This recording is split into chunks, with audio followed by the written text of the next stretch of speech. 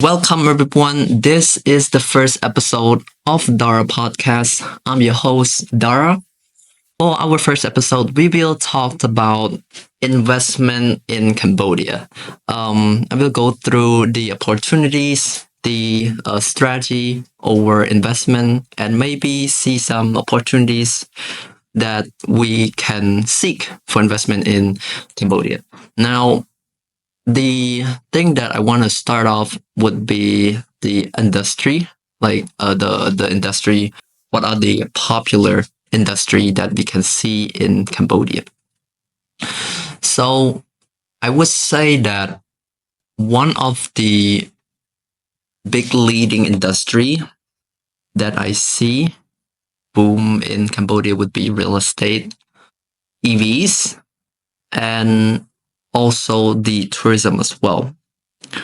Cambodia, I would say it is one of the place in Southeast Asia that people seek to come and learn, do research about it because it started right after the Khmer Rouge regime and also the Cambodia war that's been going in the past.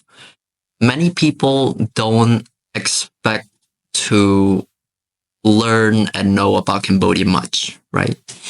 And so what investor need to keep in their mind is that the development in Cambodia, the construction, the building is actually improving. And we can see this, in Phnom Penh city, but also other cities as well, in Siem Reap city and other provinces. So they can keep in mind that even though, we have a regime war in the past, right now we are building a step toward that. And talk about these kind of industry, we can see the promotion of investment in Cambodia from CDC or Council of Development for Cambodia. They try to promote the investment, reach out to other, I would say, foreign investor to come to Cambodia, and maybe, just maybe, seek out the opportunities that we have in this country. EVs is also doing great, right? We see X9 and BYD, they interested in Cambodia. We see that investment will be started construction in October. So that's a good thing, right? To be honest, they actually maintain many, I would say CDC try to promote the investment a lot. We see nearly hundreds, thousands of investment project being done in Cambodia. So that's a good thing, right? They try to promote it a lot more. Even the law on investment, they try to make it clear, giving incentive to people. And for the investment incentive, we can see that along provinces, some provinces such as Sihaknoukville, they have SEZ, or we can call it a special economic zone. This zone is actually place where, okay, example, foreign investor want to invest in Cambodia, but they're scared of maybe the finance stuff, right? They're scared of maybe the project, they might not able to make enough returns, or things, external factors may affect the investment project. CDC help them by making this special economic zone to help create incentive for the investor, right? Example, depreciation incentive, you don't have to pay incentive. You don't have to pay any depreciation for QIP, which is qualified investment project. So that is a big thing too, right? There's a certain, I would say, standard and areas that the investment project need to be in. So example, if the investment project 200 hectares of land, then that's good, right? China or any other country can actually sit down and have a talk. We can make you invest in it. So that's a good thing, right? For EVs, um, yeah, like BYD, they getting inside Cambodia, which is really great.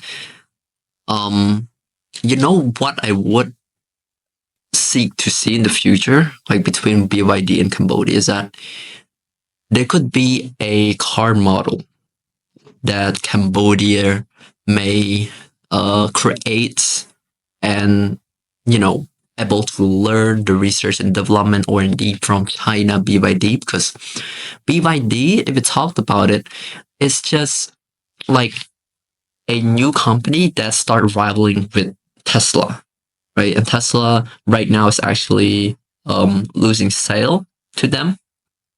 And we can see many other competitors alongside Tesla as well, that they try to, win over the US, and they want to create like a new market opportunities in China. And we can see this start to happen a lot of time already, right? Also, for,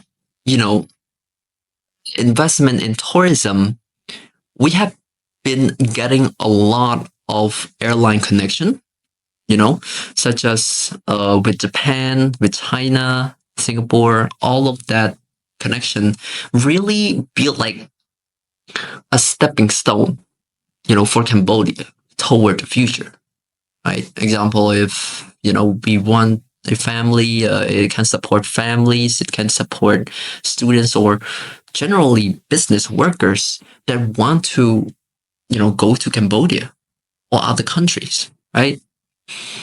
So that's like a really good link that we can see happening right now.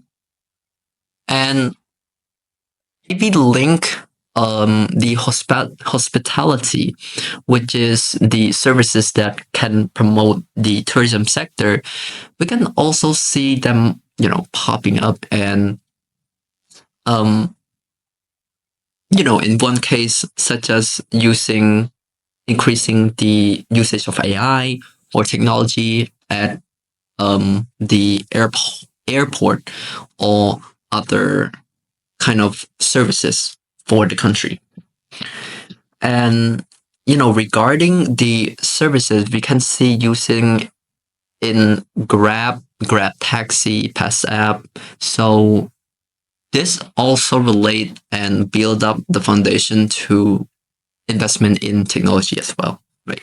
And talking about technology, the thing that made that surprise to me, right, is the spotlight from university that is in technology side, right? We can see Camtech or other technology university.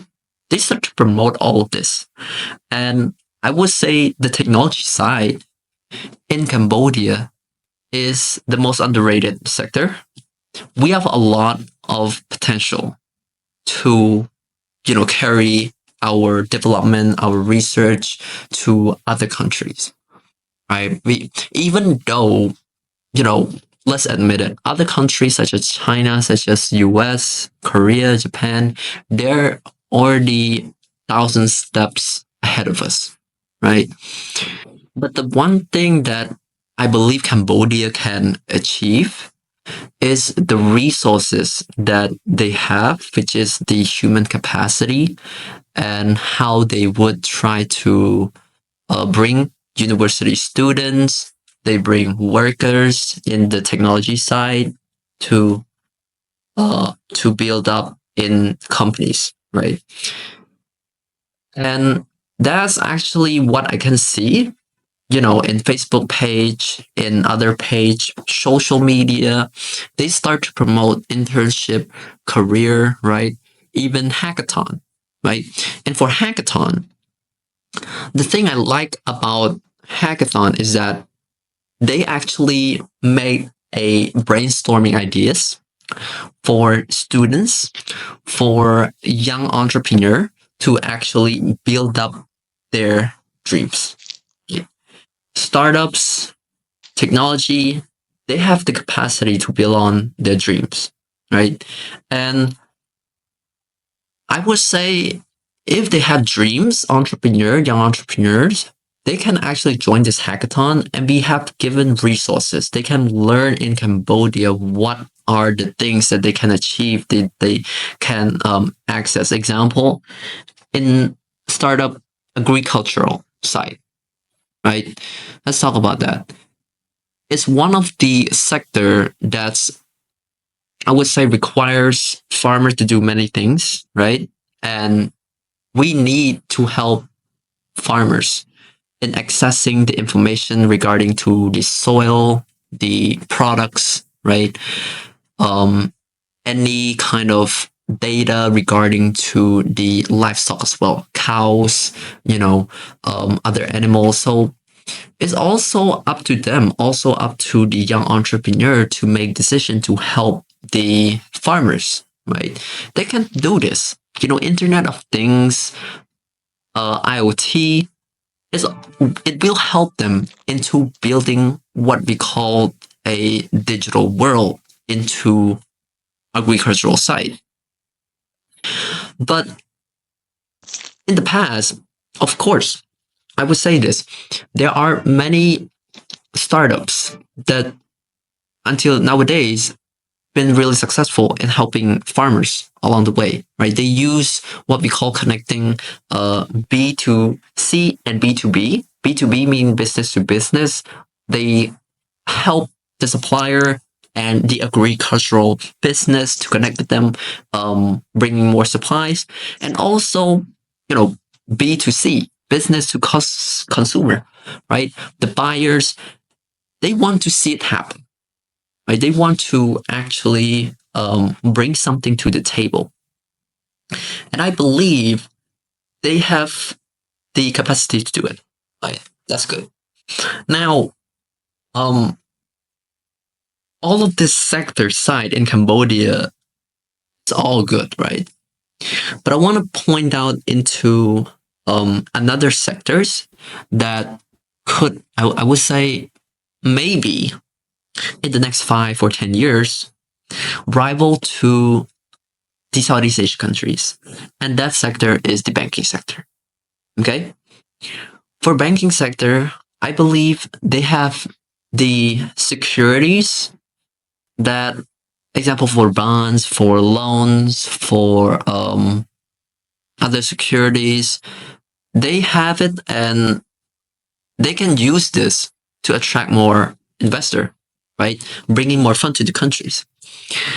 In the past, many banks such as ABA Bank, Asilda Bank, Canada Bank, they all bring new finance options for many investors and many local business in Cambodia. And this is really good because we need a lot of development to start up and raise fund, compete with other countries, right? Singapore, the banking sector probably is the most biggest and strongest sector in Southeast Asia, right? They already developed with, DBS Bank, digital banking, right? They use a lot of business to consumer strategy where they keep track a lot of how the consumer react, their behavior, if they want to spend more money, if they want to invest, if they want to borrow the money from the bank, they keep a lot of track. If we compare this to Cambodia, I would say Cambodia lack the resources for investment, right? Despite having, I would say, some of the bank, they already include the investment security option like that inside them. However, it still lacks the competition, to compete with other countries. Um, and this link up to human resources as well, for student. This is because I would say 80 to 90% of the workers in Cambodia came from, I would say, accounting, auditing.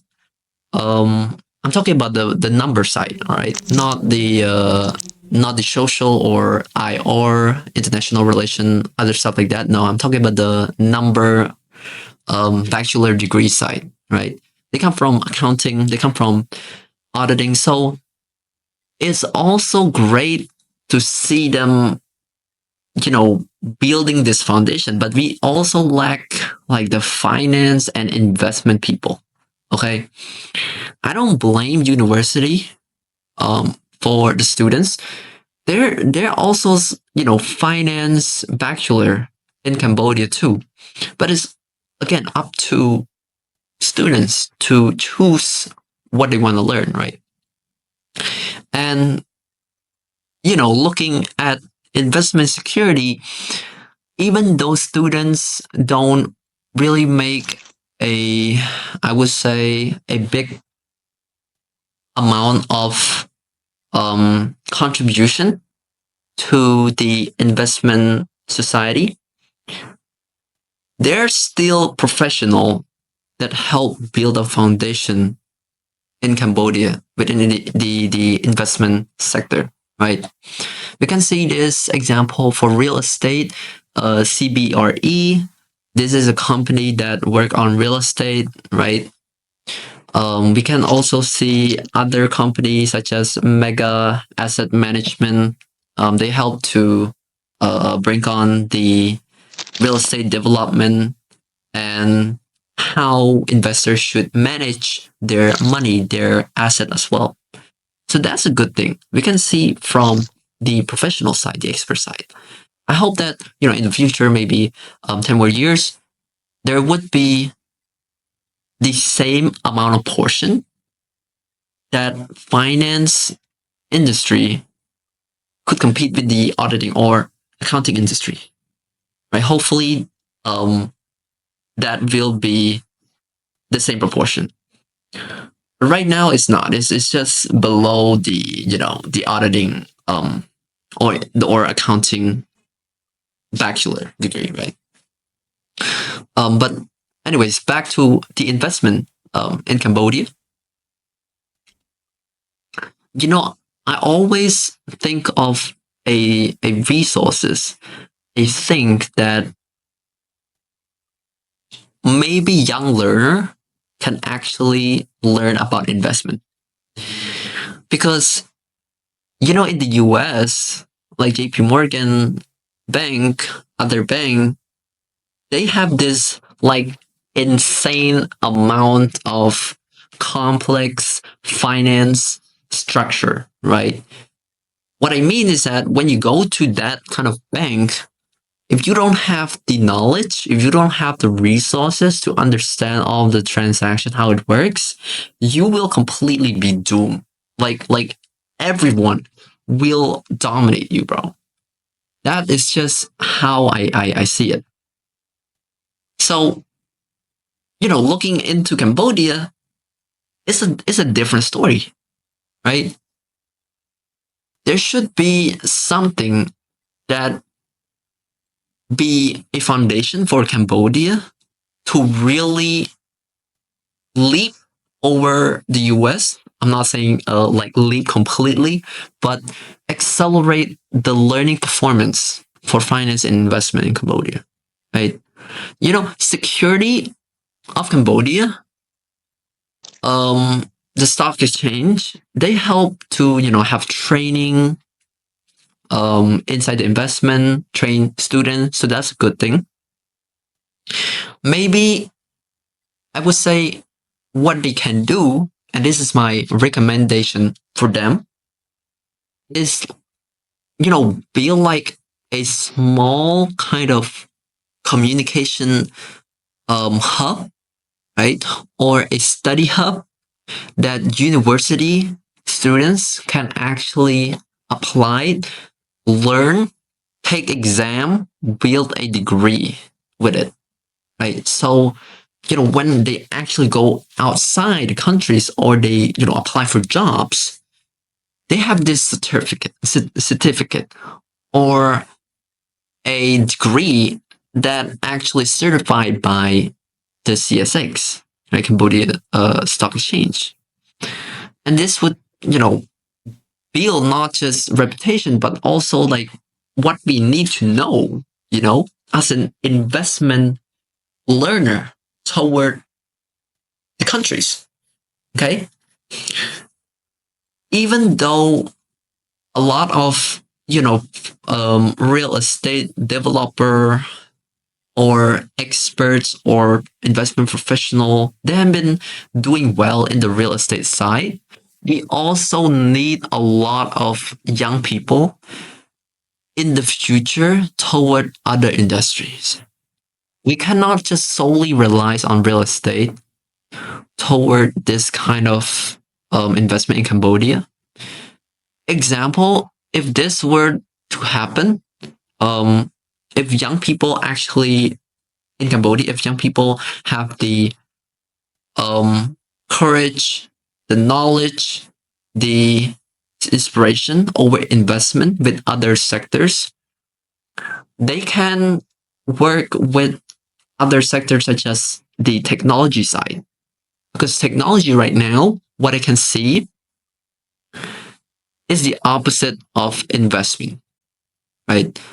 Young people in technology side in Cambodia, that has been booming. They have been doing great. But for investment, young people, they're not. And they can actually learn, right, into investment and also capture the investment side inside the technology side. So what this means is that, example of you building a startup, or if you, example, make any small kind of finance funding, you could use the investment knowledge to help your business grow forward. Example, small business can invest maybe, different resources, right? Inside of bonds, they can learn about bonds. They can learn about the cash flow operation. How can their business partner with other business so that they can make, cash contribution toward one another.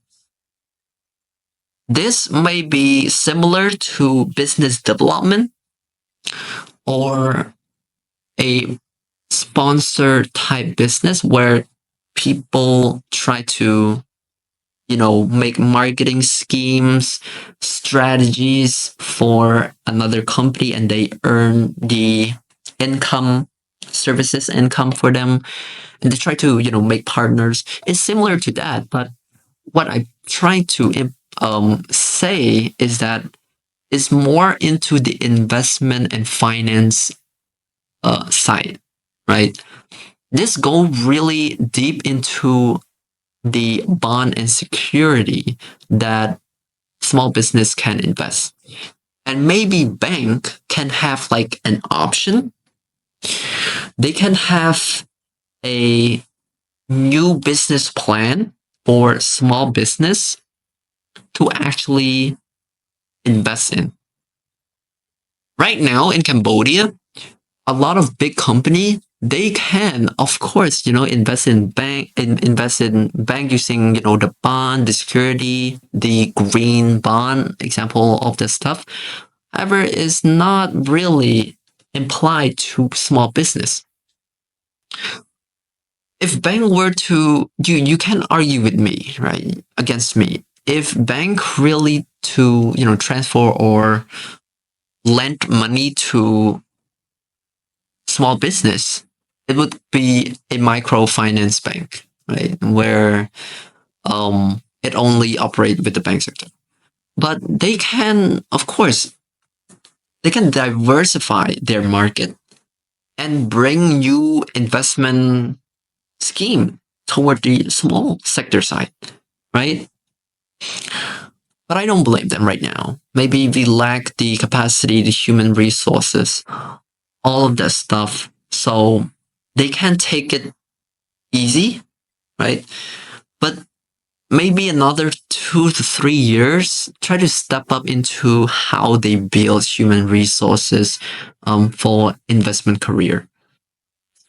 Because if you don't, we can't just rely on real estate, right? Let's be honest here. So that's how I see it. And I don't want to go too much into political with other countries such as Cambodia, between US or China. If Okay, let me talk to you about it, some of it. If Cambodia were to reach out or build relations with China, the possible thing is that they try to bring a lot of companies, a lot of investment to Cambodia, right? Passively, which means that they try to earn funding from Chinese company and build it in Cambodia. You can already see, BYD, other real estate developer that they come to Cambodia. I'm not saying that's bad, but what they can do even better is build an active investment plan for the country, right? This is the opposite if Cambodia were to take side relations with the US. Okay? They can learn with the US about investment, about how they strategize their finance option, right? A lot of things can be done within the security side, right? There should be a lot of education side in building what Cambodia can offer to other country, not just bringing the fund, not just making letting people just try to invest in Cambodia. If you really want to step up the game for Cambodia, you should seriously think about I'm talking about the human resource. How can each employee learn within the investment side? They should create like more investment department inside Cambodia. One more thing that I want to point out, and probably this would be the last one, is private equity. Now, private equity is a company that they invest in other private company. Okay, it's not the stock company. It's not a public company. It's different. And what I want to say is that Cambodia, I don't see a lot of big private company firm, and maybe we can work on that. Other countries already have the big private equity firm, right? Now, private equity comes from, I would say, merge and acquired other company, big or small, to grow its own company. Example, if company A and your company B, I buy you, right? And my value will increase. Okay? And so you have to sell to me.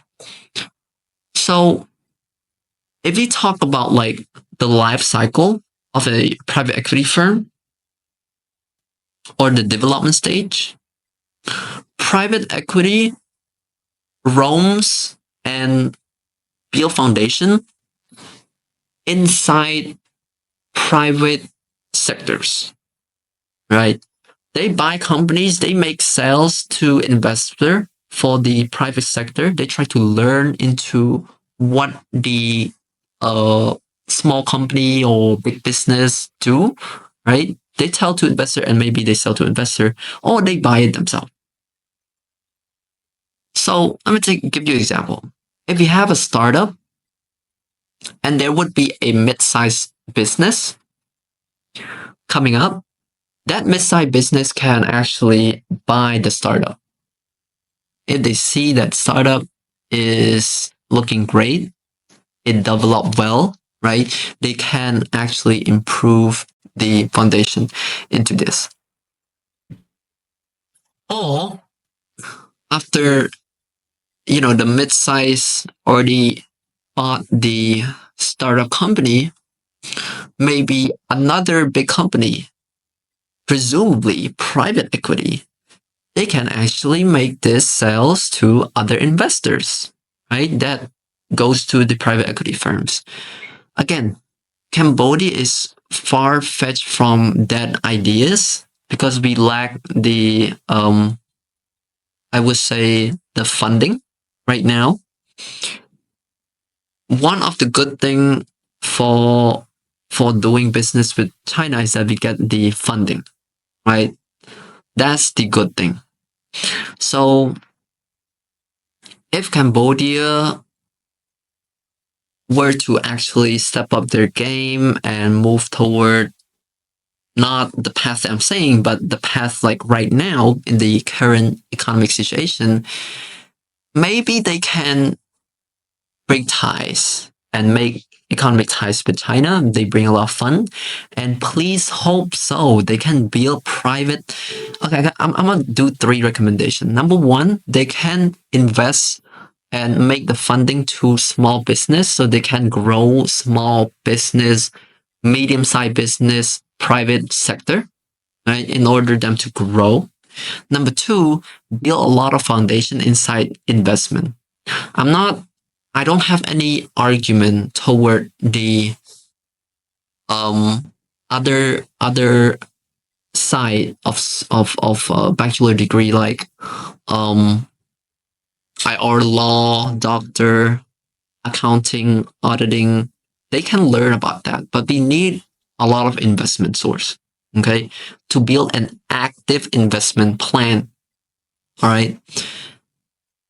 And number 3, do something with the technology side.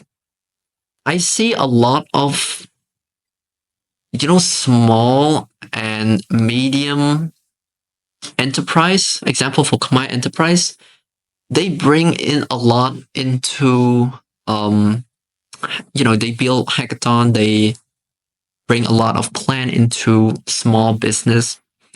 But for government, they actually need to have a real project somehow to make those startup work for them. I'm not saying like work for them, but somehow build a strategy using the country real plan. So example, if you want to build this road, if you want to make hospitality improvement in the aviation side, try to consult with the startup or the technology firm. How can we bring these ideas to life? Do not get discouraged by startup ideas. Government have the resource.